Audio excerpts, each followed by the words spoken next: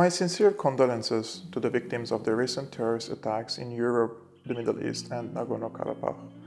The enemy is one, which is Takfiri terrorism, but the treatment of this cancer differs from one place to another. In this video, we will see together what went wrong with some Muslim youth and how to deal with the growing threat of terrorism. First of all, let's agree on the definition of terrorism. It is the use of violence to generate fear and thereby to achieve political goals.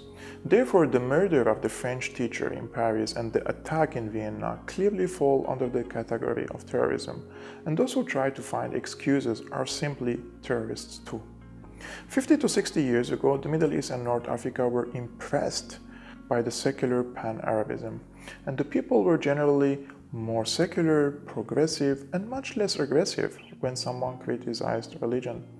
However, this has changed gradually, especially after the deaths of the Egyptian leader Jamal Abdel Nasser, the US support to the Mujahideen in Afghanistan in the late 70s, the US and UK support to the radical Muslim Brotherhood in Syria and Egypt, the US and Saudi support to the Chechen jihadists in Chechnya, the rise of the petrodollar, which funded the establishment of thousands of Wahhabi schools called madrasas from North Africa till India and China, and recently the CIA regime change wars in Libya and Syria.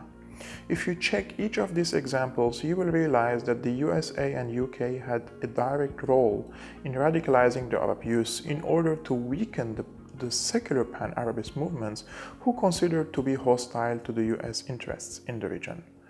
Hillary Clinton clearly said that the terrorists the US is fighting today are the same Washington has supported for years against the Soviet Union in Afghanistan.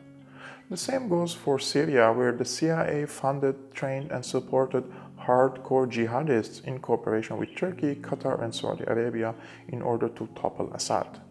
Similarly, in Libya, where Gaddafi was removed by the Muslim Brotherhood and Al-Qaeda affiliated groups after a NATO bombardment campaign, which turned one of the most prosperous countries in Africa into an open-air slave market for black Africans.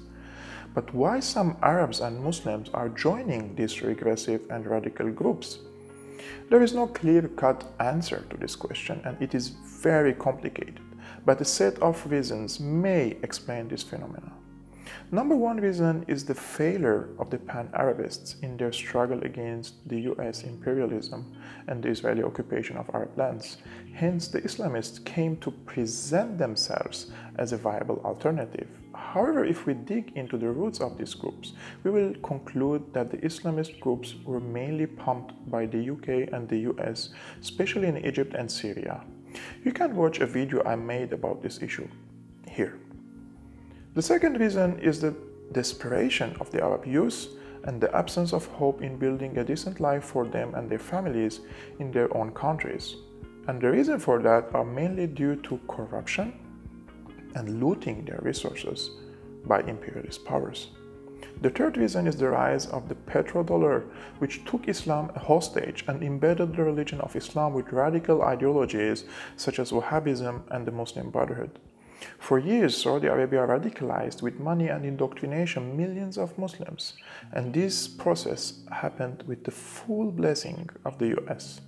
Recently, Saudi Arabia claimed that it no longer wants to radicalize the Muslims with the ominous ideology of Wahhabism, but Qatar and Turkey have filled the vacuum, and since the Arab Spring, both Doha and Ankara have taken over the process of radicalization.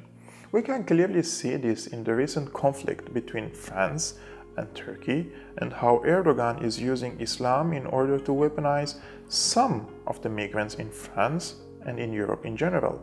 Erdogan clearly warned Europeans in 2017 that they will not walk safely on the streets if diplomatic row continues. Similarly, the Qatari royal family-owned Al Jazeera has launched a brutal campaign against Macron in a bid to demonize the latter. However, Al Jazeera misquoted Macron on several occasions in order to mobilize the Islamic public opinion against him. It is very important to note that Al Jazeera is a pro-Muslim Brotherhood media outlet, and everything the channel reports serve the Turkish and Qatari interests in the region and abroad. Macron was not alone in criticizing radical Islamists, but Chancellor Merkel joined him and said, Islamist terrorism is the biggest challenge facing Germany, but Al Jazeera again distorted Merkel's statement and claimed that the German leader accused Islam of terrorism. Some might underestimate these media provocations, but anyone who knows Al Jazeera's influence and its ability in brainwashing will interpret this campaign as a green light to the radicals in Germany to commit terrorist attacks. For years, Merkel's government was embedded with the destructive policies of Qatar and Turkey in the Middle East and North Africa, which were the primary reason for the refugee crisis in Europe. I hope Germany and the Germans wake up to this bitter truth before it is too late. Most Muslims are peaceful and want to have a decent life, but the current governments in the EU and the US like the radicals and support them in our countries in the Middle East and North Africa to advance their foreign policy goals. But supporting the radicals in this region, which borders Europe, is a very dangerous game that sooner or later will backfire. For example, the colleagues of the radical terrorists who commit heinous crimes in Europe are referred to as rebels by Merkel government in Syria.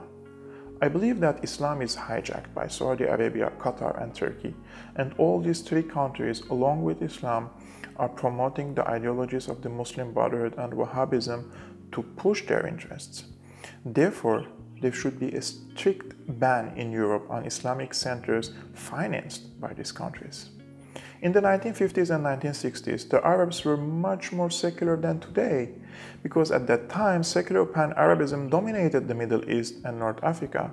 But many Western governments fought these secular regimes by strengthening the radical Islamists.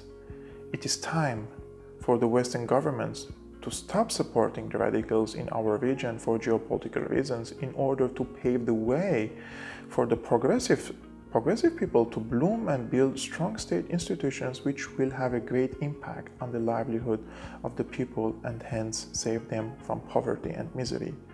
I'm not saying that the responsibility lies only on the Western governments. We have our own mistakes, but meddling of the West in our internal affairs only leads to further misery and radicalization, and it is time for this to stop.